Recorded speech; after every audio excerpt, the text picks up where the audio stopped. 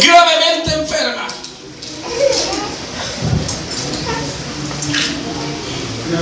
Llega el punto de la vida cuando te encuentras con cosas que realmente amas. Cuando la vida te toca cosas que no amas, no te importa. Y dices, las puedo superar. Pero cuando toca lo que realmente amas, lo que realmente quieres,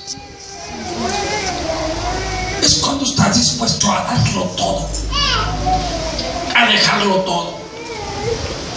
Este hombre, Jairo, estaba consciente que le iban a quitar la chamba. Acercarse a Cristo era renunciar a todas sus credenciales. Cualquier personaje de este tipo que reconociera a Cristo como Jesús estaba sentenciado a ser expulsado. Estaba expuesto a ser vituperado, escandalizado públicamente. Él sabía que materialmente estaba arriesgándolo todo. Pero no es cierto que las cosas que nos rodeamos de ellas, los beneficios con los cuales nos rodeamos solo con el propósito de tener paz. Lo que trabajamos, lo que ahorramos, aquello que nos afanamos, lo hacemos con el propósito de sentir seguridad, de tener un buen hogar, de tener una buena cama, una buena almohada y un buen sueño. Pero ¿qué te pasa? Que cuando tú has hecho todo eso y no lo consigues, entonces ¿dónde queda? ¿Dónde queda? Hay un dicho que dice, puedes comprarte una buena cama, pero no puedes comprar el sueño. Puedes comprarte una buena casa, pero no puedes comprarte un buen hogar. Son dos cosas distintas, dos cosas diferentes. Llega el punto en que Jairo entró en el proceso de la crisis de su hija. No enfermó de un día para otro. Esta niña había entrado en un proceso de crisis. Y más de una vez se le dijo a Jairo, ahí anda el que sana. Y él pensaba en lo que tenía. Ahí anda el que resucita. Y él pensando en sus credenciales. Ahí anda el que hace milagros y multiplica el pan y saca a los muertos del sepulcro. Y él pensando en su posición. Y él pensando en lo que podría dejar. Y hay gente que vive engañada, no tiene nada y no quiere aceptar a Cristo porque ni sabe lo que va a dejar. ¿Qué vas a dejar, hombre? Si vives en pecado, pues te pesa el pecado. Si vives en promiscuidad, pues te afecta. Si vives en unión libre, pues te va a afectar tu carne.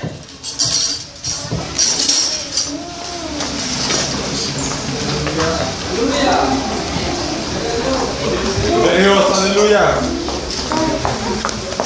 Porque hablar del Evangelio es hablar de un cambio de vida. Hablar del Evangelio no es hablar de religión. Y Dios no te está llamando en esta tarde para entretenerte con religión y con un poco de Biblia. No te llama el Señor para darte un poco de escritura, un poco de oración, unas cuantas gotas de aceite y así te lo pases toda la vida. Dios te está llamando para una reforma. Es una reforma que Dios está haciendo al llamarte, donde tú entregarás todo a Dios. Todo. Y cuando a Jairo la tempestad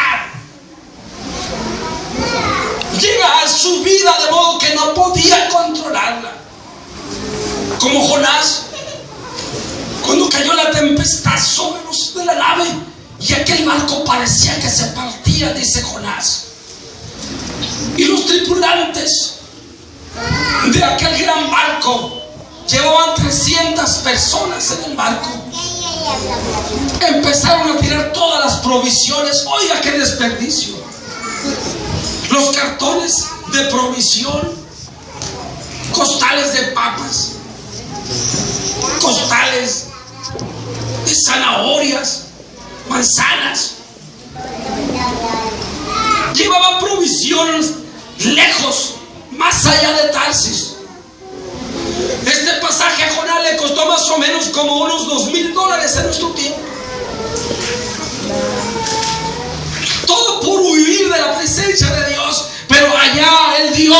llamó a Jonás a servirle, el Dios que llamó a Jonás a darle la gloria a él, allá lo encuentra con la tempestad. Y perdieron todo con tal de controlar la nave. Jairo por mucho tiempo quiso controlar el problema. Se le vino la crisis con su hija y sacó los recursos y sacó las influencias. Y llegó el momento de la crisis donde él dijo: ya no puedo más. Voy a exponerme a la crítica social. Yo pienso ya en mi imaginación que llegó ahí con los principales, sus colegas, y les dio las credenciales. Voy a evitar que me corran, yo renuncio. ¿Qué te está pasando, Jairo? ¿Qué tienes? Es que mi casa se está cayendo en pedazos. Yo tengo credenciales y tengo buena imagen con ustedes y mi casa se está destruyendo. Oh, yo me paro bonito delante del pueblo, soy principal, soy el encargado de los arreglos, de toda la relación con el César, y mi hogar hecho pedazos. Yo vengo a renunciar a eso. Si mi casa, para levantarse, tengo que dejar esto, lo que yo sé, lo que yo aparento, por ir a encontrarme a un maestro que usa sandalias, que no trae dos vestidos, que no tiene dónde recostar su cabeza. Yo en esta tarde me voy a ir tras él. Alabado sea Cristo Jesús. Porque lo triste es refugiarnos en apariencias, en imágenes, cuando hay necesidad, cuando tú sabes que tu casa necesita ser levantada, pero no te quieres humillar porque quieres conservar las apariencias y quieres conservar el pecado oculto. En esta tarde, dile: diablo, te saco de mi vida, no importa lo que tenga que dejar, pero yo voy a encontrarme con aquel que usa todavía sandalias y que tiene sus manos heridas aún. Levanta tu mano y dice: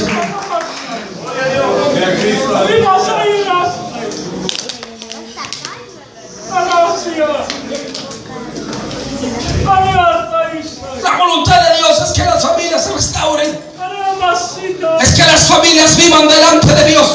Su voluntad es que no haya caída de esperanza ni la fe por el suelo. Su voluntad es que si estás aquí y has venido a esta campaña y has venido a oír la palabra, que no solo vengas a oír la palabra, que te vengas a encontrar con el Dios de la palabra, con el Cristo poderoso, que sabe sanar, que sabe perdonar y que resucita de los muertos.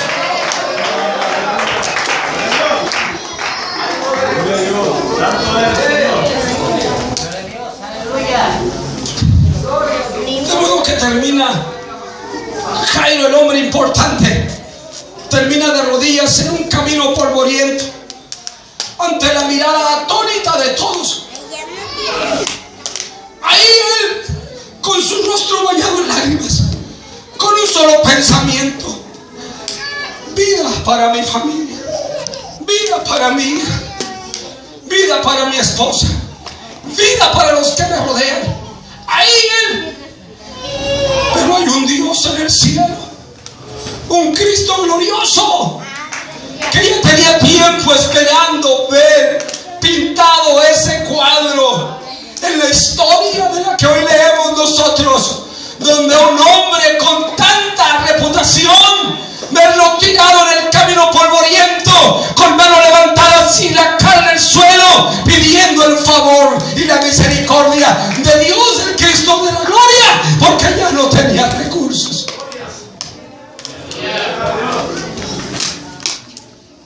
Pero es cuando comienza la vida, pero es cuando la vida empieza a tener resultados. Entonces es cuando tu entorno empieza a matizarse de un color rojo y azul, que son los colores divinos. Es cuando la vida tiene sentido.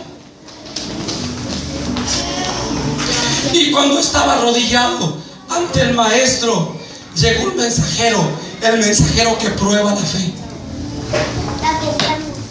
Porque hay mensajeros que el propósito del mensaje no es sepultarte, sino probarte si has creído de veras. Por eso cuando alguien se convierte, el vecino va a vigilarlo, a ver si realmente ya no dice malas palabras. La comadre de antes va a visitarle, a ver si ya no fuma. Va el compadre a visitarte y abre el refri, a ver si no tienes una cerveza. Porque hay pruebas. Los que te prueban en el camino, si tu oración es verdadera, si tu humillación es real, si realmente está diciendo lo que quieres decir con las palabras. Y le llegó uno cuando estaba